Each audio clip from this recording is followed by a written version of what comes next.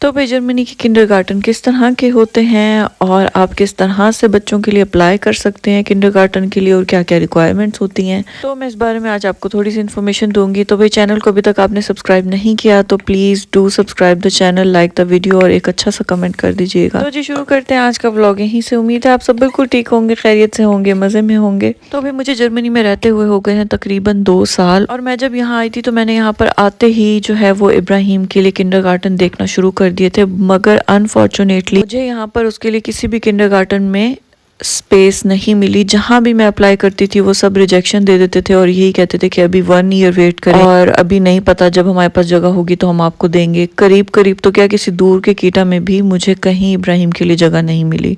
तो मुझसे गलती ये हुई कि जब मैं पाकिस्तान में ही थी तो मुझे इब्राहिम के लिए जो है वो ऑनलाइन किंडरगार्टन के लिए अप्लाई कर देना चाहिए था, मगर मुझे अंदाज़ा नहीं था कि मुझे यहाँ पर आकर इतनी मुश्किल का सामना करना पड़ेगा और मेरे हस्बैंड को इस चीज़ का अंदाज़ा नहीं था। तो अगर आपका भी जर्मनी मूव होने का इरादा है या आपने अपनी फैमिली और बच्चों को यहाँ पर बुलाना है तो मेरी सजेशन यही है कि एटलीस्ट 1 साल पहले जो है वो आप बच्चों के लिए किंडरगार्टन अप्लाई कर दें। जिस जगह आप रहते हैं सबसे पहले अपने घर के तमाम करीबी किंडरगार्टन में अप्लाई करें, बाद जो है वो दूर वाले किंडरगार्टन में अप्लाई करें, क्योंकि प्रायोरिटी सबकी यही होती है कि घर के करीब ही किंडरगार्टन हमें मिले। तो किंडरगार्टन अप्लाई करने के लिए ऑनलाइन एक पोर्टल होता है हर सिटी का अपना। जब आप उस पोर्टल पे जाते हैं तो वो आपको सारी ऑप्शंस दे देता है। जितने करीब के किंडरगार्टन होते हैं वो भी डायरेक्टली उसी पे आ जाते हैं जब आप अपनी लोकेशन देते हैं। इन शॉर्ट है कि अगर आपने बच्चों का किंडरगार्टन में एडमिशन करवाना है तो आपको कम से कम 1 साल पहले अप्लाई करना चाहिए।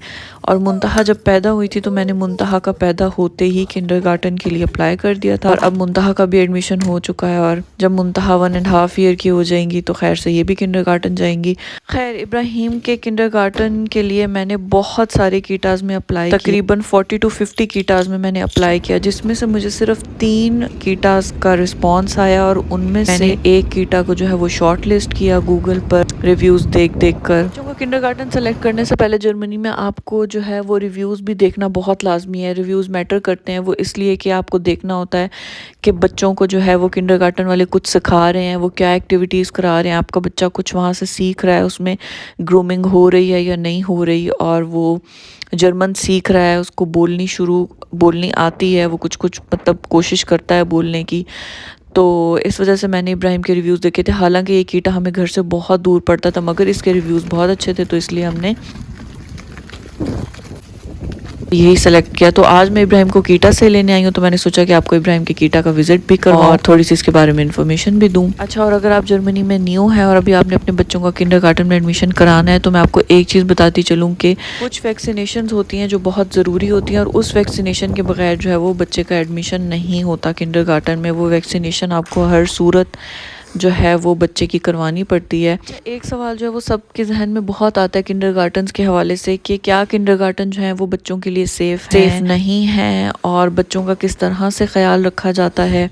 जहाँ तक जर्मनी की बात है तो जर्मनी के किंडरगार्टन्स में बच्चों का बहुत बहुत बहुत ज़्यादा ख्याल रखा जाता है, उनकी हर चीज़ का, उनकी हाइजीन का, उनके खाने पीने का भी। आप ये देखें कि उन्होंने किस तरह से छोटे बच्चों के लिए छोटे सिंक और बड़े बच्चों के लिए बड़े सिंक और जो है वो अलग से टॉयलेट छोटे बनाए हुए हैं बच्चों के लिए, बच्चों के अलग से टॉवल्स, उनके टीथ ब्रश नेम के साथ लगे हुए। मैं बहुत ज़्यादा वीडियो तो नहीं बना सकी क्योंकि किंडरगार्टन के अंदर जो है वो वीडियो बनाना अलाउ नहीं होता और बच्चे भी होते हैं। तो और इब्राहिम जो है वो यहाँ पर ख़ुद अपने जो है वो स्नो सूट पहन रहे, क्योंकि यहाँ पर जो है वो कपड़े पहनना खुद सिखाया जाता है, बच्चों को शूज़ पहनना सिखाया जाता है। बल्कि जो टीचर्स हैं वो नाराज़ होते हैं कि अगर हम बच्चों की हेल्प करें कपड़े पहनने में तो वो कहते हैं आप इनकी हेल्प क्यों कर रहे हैं, ये खुद सीखेंगे कपड़े पहनना। और वाकई इब्राहिम ने कपड़े पहनना किंडरगार्टन से सीखे। जो हम पाकिस्तानी हैं वो बच्चों को, स्पेशली लड़कों को बहुत ज़्यादा काहिल बनाते हैं, उनको कोई काम नहीं सिखाते और इवन के इतने बड़े बड़े लड़के होकर जो है वो माँ और बहनों पर डिपेंडेंट होते हैं इतनी चीज़ों के लिए, जो कि बहुत ही गलत चीज़ है।